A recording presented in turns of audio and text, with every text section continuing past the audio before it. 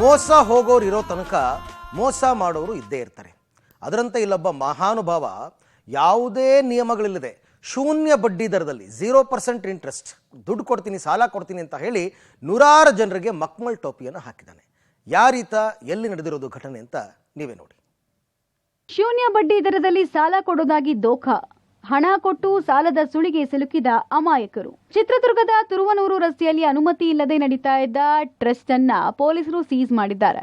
ಸಾಲಕ್ಕಾಗಿ ವಂತಿಕೆ ಹಣ ಕಟ್ಟಿದ ಅಮಾಯಕರು ಹಣಕ್ಕಾಗಿ ಪರದಾಟವನ್ನು ನಡೆಸಿದ್ದಾರೆ.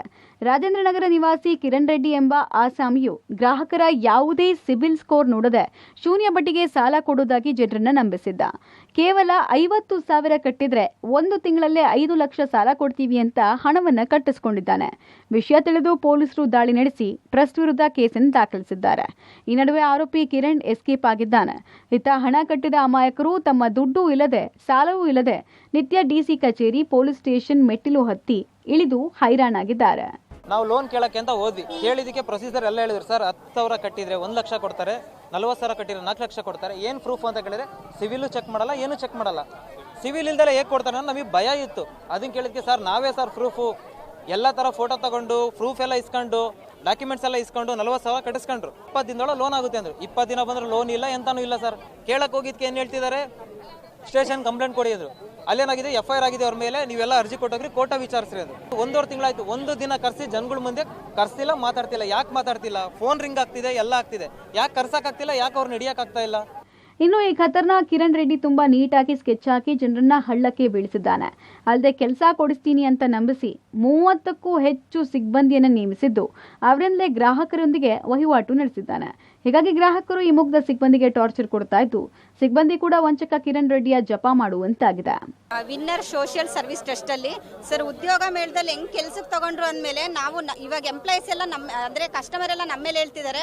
ನಾವ್ ಹೆಣ್ಮಕ್ಳು ಹೊಟ್ಟೆ ಪಾಡಿಗೋಸ್ಕರ ದುಡಿಯಕ್ ಬಂದಿದ್ ತಪ್ಪ ಸರ್ ನಮ್ದು? ನಾವೆಲ್ಲ ಸರ್ಚ್ ಮಾಡಕ್ಕೆ ಆಫೀಸ್ ಬಗ್ಗೆ ಸರ್ಚ್ ಮಾಡಕ್ಕೆ ನಾವು ಗಂಡು ಮಕ್ಳ ಉದ್ಯೋಗ ಮೇಳಕ್ಕೆ ಪರ್ಮಿಷನ್ ಕೊಟ್ಟರು ಅಂದ್ಮೇಲೆ ಬಿಡು, ಗೌರ್ಮೆಂಟ್ ಆಫೀಸು ನಮಗೆ ಎಲ್ಲ ಸೆಕ್ಯೂರ್ ಇರುತ್ತೆ ಅಂತ ನಾವು ಕೆಲ್ಸಕ್ಕೆ ಸೇರ್ಕೊಂಡ್ವಿ. ಡಾಟಾ ಬೇಸ್ನು ಅವರೇ ನಮಗೆ ಕೊಟ್ಟಿದ್ದು, ಕಾಲ್ ಮಾಡಿ ಕಸ್ಟಮರ್ ಕರ್ಸಕ್ಕೆ. ಇವಾಗ ಅವ್ನು ನೋಡೋಗಿದ್ದಾನೆ ಅಂತ ಇವರು ನಮ್ಮ ಮೇಲೆ ಹೇಳೋದಲ್ಲ, ನಮಗೂ ಇವ್ರು ಸಪೋರ್ಟ್ ಮಾಡಬೇಕು. ಪಾಪ ಕಟ್ಟಿದ್ದಾರೆ, ನಾವು ಅವ್ರಿಗೆ ಸಪೋರ್ಟ್ ಮಾಡಬೇಕು. ಆಯ್ತಾ? ನಾವು ಎನ್ಕವರಿ ಹೆಂಗ್ ಮಾಡೋಣ? ಅವನನ್ನ ಪೊಲೀಸ್ ಸ್ಟೇಷನ್ಗೆ ಹೋದ್ರೆ ನಮ್ಮನ್ನ ನಾವು ಕತ್ತಿಡ್ದು ಹೊರಗೆ ದೂಕ್ತಾರೆ. ಪೊಲೀಸ್ನರ್ ಕೈಲಿ ಅವನು ಹಿಡಿಯಕ್ಕಾಗಲ್ವಾ ಸರ್? ಅಷ್ಟೊಂದು ದುಡ್ಡು ಕೊಟ್ಟಿದ್ದಾನ ಎಲ್ಲರಿಗೂ ಅವನು. ಒಬ್ರು ಪೊಲೀಸ್ನರ್ ಹೇಳ್ತಾರೆ ನಾಟಕ ಮಾಡ್ತಿದ್ದಾರೆ, ಅಮಾಯಕರ ತರ ಅಂತಾರೆ. ನಾವ್ ಯಾಕೆ ಸರ್ ನಾಟಕ ಮಾಡೋಣ ಅಮಾಯಕರ ತರ? ನಾವ್ ಹೆಣ್ಮಕ್ಳು ಹೊರಗಡೆ ದುಡಿಯಕ್ ಬರೋ ತಪ್ಪ? ಹೊಟ್ಟೆ ಪಾಡಿಗೋಸ್ಕರ ನಮಗೆ ಮನೆ ಎಲ್ಲ ಬಾಡಿಗೆ ಮನೆಗಿದೀವಿ, ಬಂದು ಎಲ್ಲ ಎನ್ಕ್ವೈರಿ ಮಾಡ್ರಿ. ಒಟ್ಟಾರೆ ಬಡ್ಡಿ ಇಲ್ಲದೆ ಸಾಲ ಕೊಡ್ತೀನಿ ಅಂತ ನಂಬಿಸಿ ನೂರಾರು ಜನರಿಂದ ಕೋಟಿಗಟ್ಟಲೆ ಹಣವನ್ನ ಕಿರಣ್ ಲಪಟಾಯಿಸಿದ್ದಾನೆ. ಹೀಗಾಗಿ ಚಿತ್ರದುರ್ಗದ ಜನರ ಸ್ಥಿತಿ ಈಸ್ಕೊಂಡವನು ಈರ್ಭದ್ರ, ಕೊಟ್ಟವನು ಕೋಡಂಗಿ ಎಂಬಂತಾಗಿದೆ. ಇನ್ನಾದರೂ ಸಂಬಂಧಪಟ್ಟವರು ಅನ್ಯಾಯಕ್ಕೆ ಒಳಗಾದವರಿಗೆ ನ್ಯಾಯ ಒದಗಿಸೋಕೆ ಮುಂದಾಗಬೇಕಾಗಿದೆ. Siddaraju, public TV, Chitradurga.